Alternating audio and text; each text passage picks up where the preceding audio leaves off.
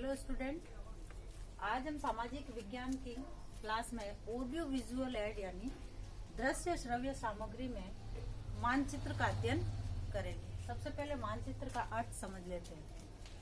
मानचित्र को मानव की सबसे प्रथम और प्राचीन लिखित कृति माना जाता है। मानचित्र ऐसा उपकरण है जिसके द्वारा संसार को क्षणिक समय में एक सिरे से दूसरे सिरे तक देखा जा सकता है। मानचित्र को माना जाता है कि वह एक जादुई गलीचे की भांति है जो दुनिया के किसी भी कोने में पलक झपकते ही आपको वहां पहुंचा सकता है। यानी दुनिया के किसी भी हिस्से को अगर देखना है तो वह हम मानचित्र के माध्यम से पलक झपकते ही उस स्थान का देख सकते हैं।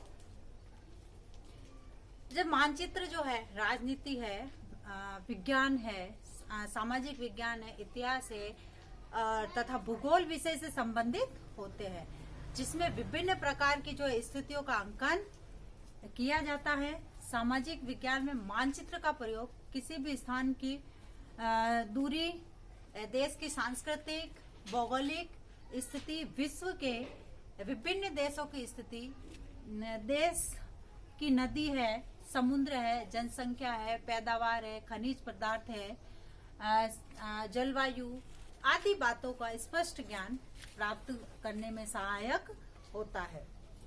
यानी इसके माध्यम से हम विभिन्न प्रकार का ज्ञान प्राप्त कर सकते हैं। इसके अतिरिक्त मानचित्र का प्रयोग किसी भी स्थान के उचित भौगोलिक स्थिति तथा भूगोल के बच्चों को किसी स्थान की दूरी, उसका क्षेत्रफल तथा विभिन्न प्रदेशों की वास्तविक स्थिति का ज्ञान स्पष्ट रूप से करने में सहायक होता है, या स्पष्ट रूप से उनको इन सब चीजों का ज्ञान कराया जा सकता है। जैसे सामाजिक विज्ञान है, इतिहास है, राजनीति है, अर्थशास्त्र है, भूगोल है आदि किसी भी विषय से संबंधित मानचित्र शिक्षण प्रक्रिया को रुचिकर बनाने में सहायक होता है, या रुचिकर बनाने में सहायता प्रदान करता है। मानचित्र यानी मानचित्र के माध्यम से एक शिक्षक अपने विषय को रुचिकर बना सकता है, उदाहरण प्रस्तुत कर सकता है, शिक्षक अपने शिक्षार्थी के सामने। यानी मानचित्र वह माध्यम है, मानचित्र एक ऐसा उपकरण है जिसके द्वारा विश्व को कक्षा में उपस्थित किया जा सकता है। यानी विश्व का कोई भी हिस्सा हो, कोई भी कोना हो, हम उस हिस्से को, उस कोने को एक मानचित्र के माध्यम से उस कक्षा में समेट सकते हैं। उसको बच्चों को बता सकते हैं कि कौन सा स्थान कहाँ है, विश्व में कौन सी जगह कहाँ है। अब आता है अपने मानचित्र के लाभ तथा उपयोग। मानचित्र के क्या लाभ है तथा क्या उपयोग है। सबसे पहले मानचित्र मार्ग दर्शाते हैं। यानी मानचित्र का प्रयोग मार्ग दर्शाने के लिए किया जा सकता है। कौन सा मार्ग कहाँ से गुजरता है, किस ओर से गुजरेगा, इन सब स्थिति का हम मानचित्र के माध्यम से प्राप्त कर सकते हैं।